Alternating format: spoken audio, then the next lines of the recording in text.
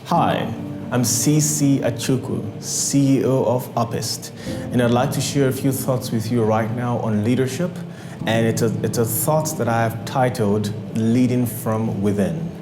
And the reason I've titled this as so is because when I look at the organization today, when I look at companies today, and when I sit down with executives and business owners and I speak with them, when I inquire about their leadership and the leadership style, a few things I hear range from trying to increase the bottom line of the company and trying to make the company more performance-oriented and things of that nature. It's always about the company, the business, the company, the business.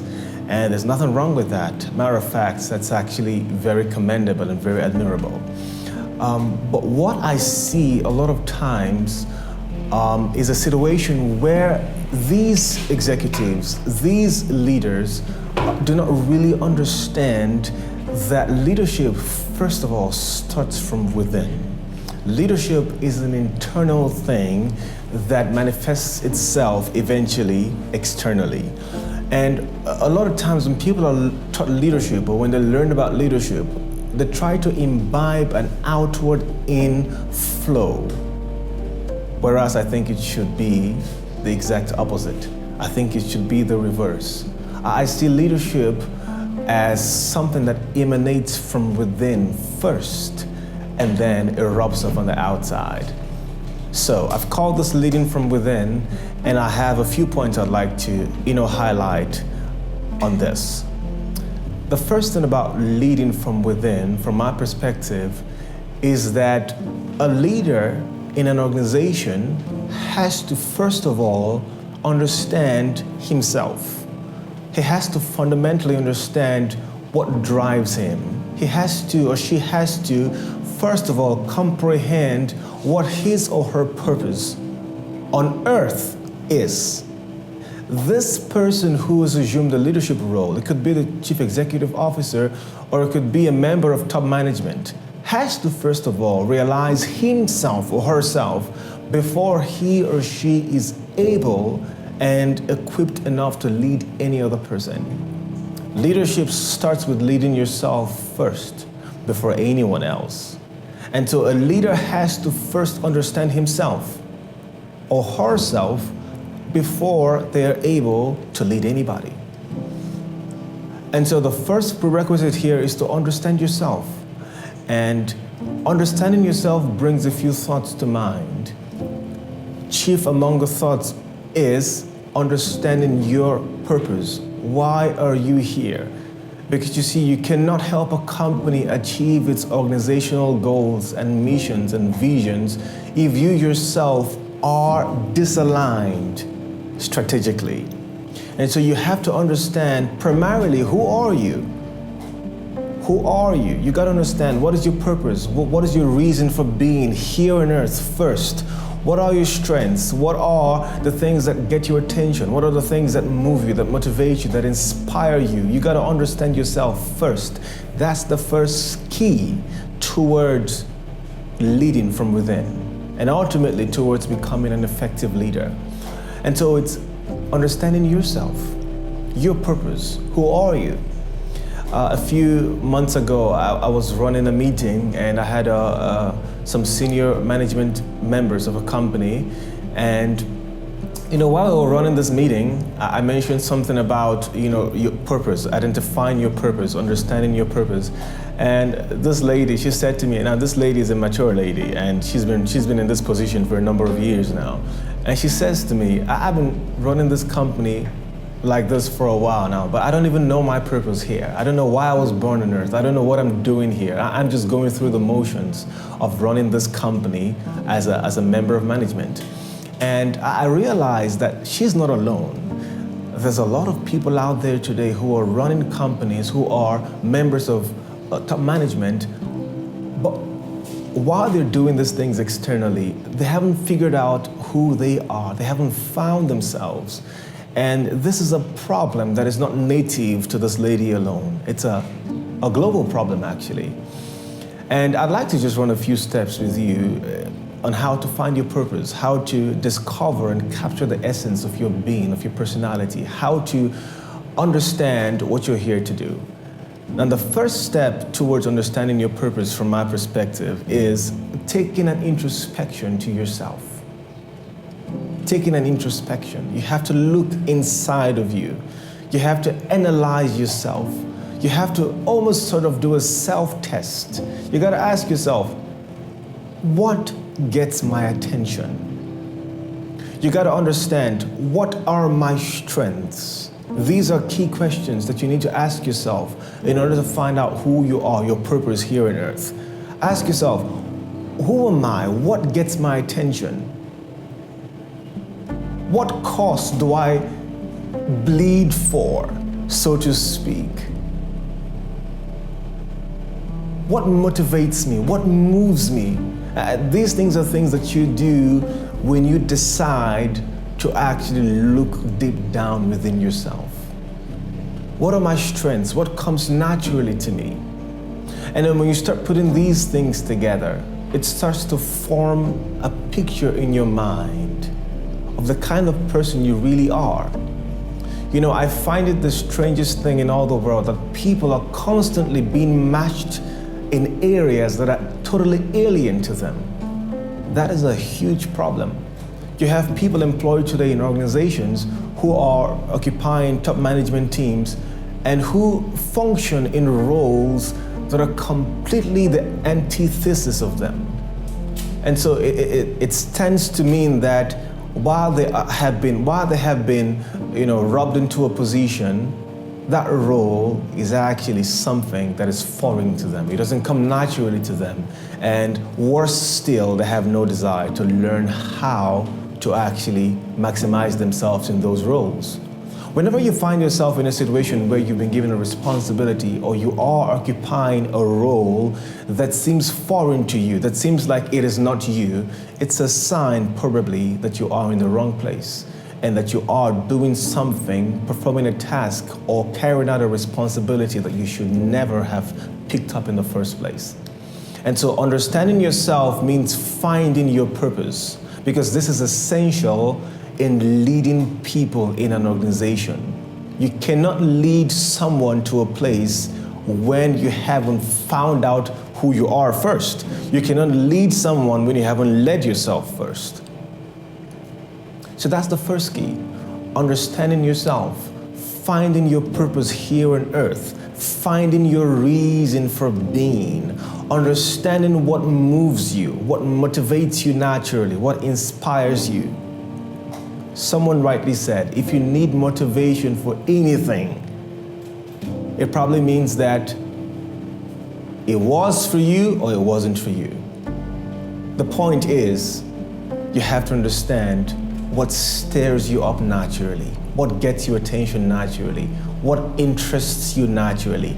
These tidbits are keys towards understanding your purpose here on earth. And the second is understanding what your organization is about.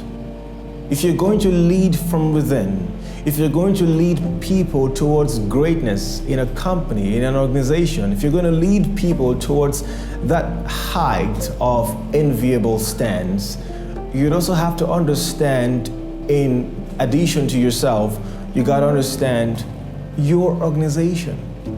Do you know that there's a lot of people today who are employed in top management and they really don't get the company? So they've been given tasks, they've been given responsibilities, they've been bequeathed with things to do and with strategic plans, but they really don't get the company. They don't understand what this company is about.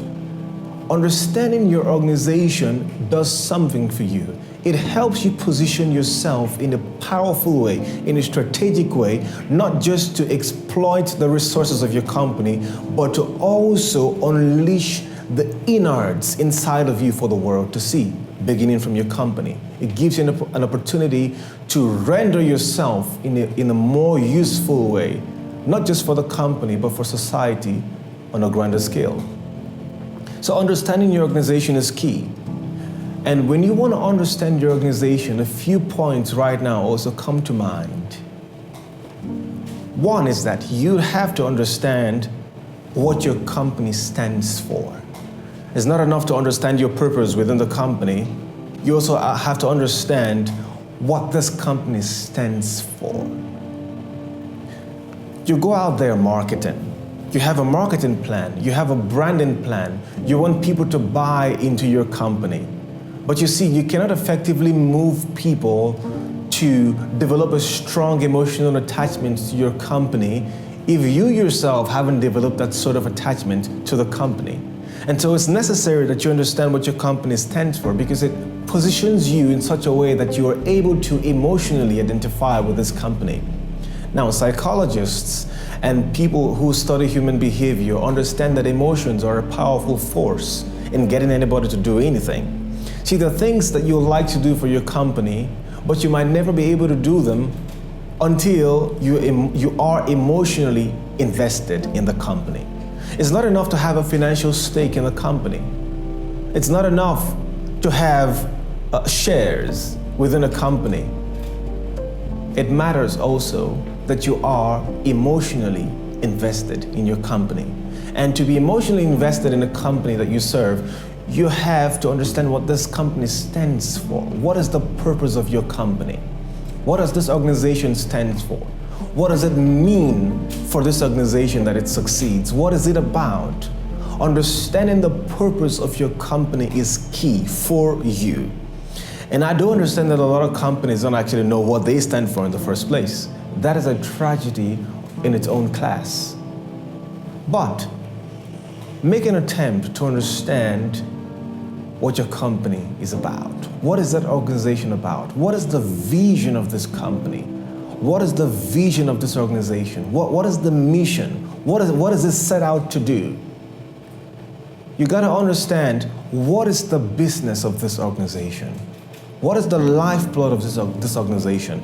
If this organization could be transformed into a person, what can we say this organization stands for? What mark does it reflect? It's key to understand that. It's key to understand that because it sets you on fire for the company. So, understanding what your organization stands for, understanding what it means on a much grander scale or scheme of things is necessary, is key if you're going to lead from within. So first, I've just mentioned, you have to understand yourself, your purpose, what you're built for. You have to understand your strengths. You got to understand why you are here on earth. And I've mentioned the second now is you got to understand, what is this company here for? What is the organization here for? You understand that? That's the second point. What is the purpose of this organization? What is the vision? What is the mission? Why does it exist? What is the business of this organization? And the reason for that is so that you can develop an emotional attachment, because the emotions are key. Now, the third thing about leading from within is that you have to empower people to succeed within their organization. Every top management doesn't function in isolation. No organization is the product of just one or two people. There's usually a mechanism of people in different places performing various tasks to bring about an organizational objective. And if you have people working together, it means you have working parts. And you have to constantly strengthen the very fibers of these working parts, these diverse areas. And that means that you would have to work with people, your subordinates, your workforce. And it's not just enough working with them. You'd also have to empower these people to succeed for themselves by understanding their own purpose. See, the very same thing that has happened to you is the very same thing that you have to transmit to the people who are part of this organization. Empowering your people to succeed never gets old because you have a lot of results from that. You get people who are inspired. people who are loyal to the company, people who are interested, who are personally invested in the performance of the company. Nobody wants to work in a place where they are constantly drained. You know, when I speak to management teams, one of the things I get a lot is that I hear that they have people who are not necessarily invested in the company.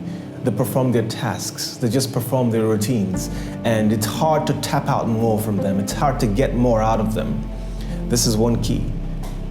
If your people know that you are interested in them, they reciprocate that same thing.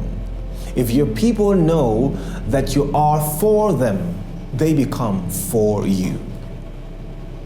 It's not magical when you see a company who stopped performing. There's no magic to it. There's no secret to it. It's in its people. It's in its people. It's the people who are inspired to work there, the people who love coming to work. You want to create a culture in your organization where people are excited to come to work, where people are excited to deliver service on a premium level, where people come to work with their heart. That's key, because a lot of people come to work and leave their hearts at home. A lot of people report at the office and leave their hearts at home. They come with their bodies and the heart stays home. But if you want to bring your people to work with your heart and soul, you have to create a culture where you empower these people constantly, where you coach them to succeed, where you give them psychological room to rise to their highest level. And so you have to empower these people. You have to set programs in place. You have to create a culture, an environment that allows for growth. An environment that doesn't stifle talent, an environment that doesn't stifle productivity. Think about it. A lot of people in top management demand productivity, demand performance, but actually unknowingly sabotage the very thing that they demand because they try to suppress the people, forgetting that it's people who make performance possible. And so if you want to get the best out of your company, it has to start with yourself and with people, the people you work with, your subordinates, your team members. Be invested in their growth. You have to deliberately ensure that these people are succeeding in their private lives as well as in their work lives. So that's the third point. It's about equipping your people to succeed. It's about helping them stretch into the place of their gifting. And very importantly, it's also about positioning your people rightly. It's also about placing your people at the place of their strengths. I mentioned earlier that people get frustrated when they are placed in a place that is foreign to them.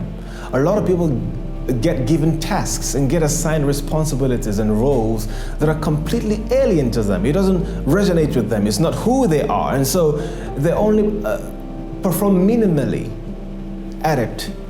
But if you want to get the maximum or the optimum performance from your team, you have to position your staff members or your team members or your subordinates, place them at the areas of their strength. That is a no-brainer, but you'll be surprised how this one simple principle is always grossly violated. Now, I'm not saying you shouldn't hire the finance guy for a finance position. You should, but also look through his eyes. How does he see finance, or how does she see finance? And help them perform finance the way that comes natural to them. You have a tech person there who is responsible for all the digital in your company. Everybody doesn't see things the same way. This tech person sees what he does differently through his own eyes.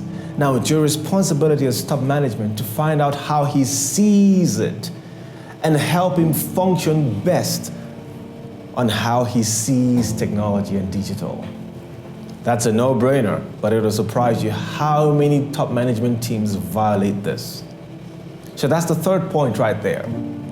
You have to empower and equip your people to succeed. You have to help them find out their purpose for themselves, why they exist. And then you have to help them understand what it means to be a performance-driven company. You also have to demand excellence from them. I'd like to get into the fourth point right now. The fourth point is back to you, the top management team. It's about positioning yourself to be effective in the company. See, if you've understood your purpose on earth, and if you've understood why your company exists, it's also very important that you understand how to relate with your company and to your company. See, this is the part where your company ceases to be a place where you execute a job description. It goes beyond the job description now. You have to see your organization as a place where you serve with the investment of your personality. That's another principle when it comes to leading from within, is that you position yourself in a company in such a way that you are serving this place. You see this place as an avenue for you to dispense of the inner qualities that you possess. Now, when I say this, I assume that you've found out your purpose, and I assume that you understand why you're here on earth. And I take it for granted that you already know by now what the vision and mission of your company is, what it stands for. So now you are positioning yourself to be more effective in your company. It's beyond coming to work every day to do what is required of you. It's about now unleashing yourself for the greater good of not just the community, of not just the company, but for the community that the company serves as well.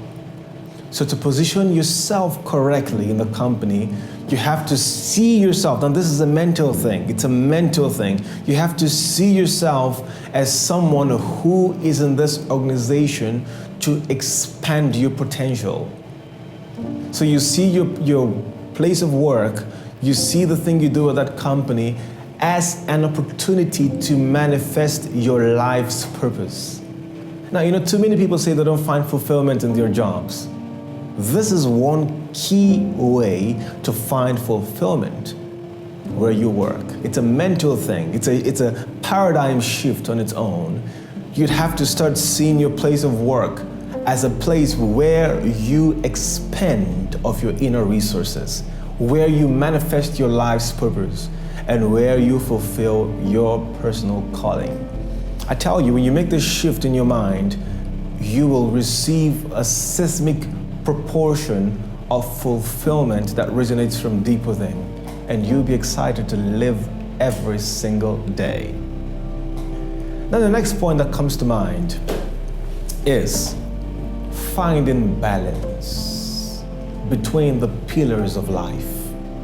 See, if you've understood who you are, and if you've understood what the company stands for, and if you empower people to succeed, and if you position yourself rightly, you would also have to find balance. Because you see, you're not all about work. See, work only boils down to the economic part of your life. All right? But you see, there's other parts of you as well. There's a spiritual part of you. There's the physical part of you. There's the economic part of you. There's the relational part of you. And you have to take care of these things. There's the physical part of you. See, if at work you excel, if you are at work, if you are at the organization today and you're performing optimally for this organization and you're able to steer people to function optimally in that organization, but you're lacking in your spiritual life, you're always going to feel something inside of you that I can only describe as a void. There's always going to be that void, that gaping hole deep within. And so it is key that you understand the spiritual side of yourself. Find balance across the spectrum of your spiritual life, your emotional life, your economic life, your physical life, just to name a few, your relational life. Give attention to the pillars of life. So take your spirituality seriously as well. then again you have to take your relationship seriously, because if you're married and your marriage suffers on account of your career, that is a problem. I hear advice. I've heard someone say, a very successful person, I've heard him say that if you're going to succeed in business, you have to be ready to sacrifice things, and sometimes including your family. I dare say that's a wrong thinking. I dare say that. That's a wrong perspective. Relationships are more important than work. It's important you know this, because I subscribe to the Bible personally. I'm a Christian, so if I'm going to go all the way back to the creation story in the Garden of Eden, see, there was work, but there was also relationship, all right? There was also relationship. And so it's important that you take relationships seriously, because relationships have a way of making you feel fulfilled. And when all goes wrong, you can always count on people who support you. That's why relationships are key. Relationships also open doors for you.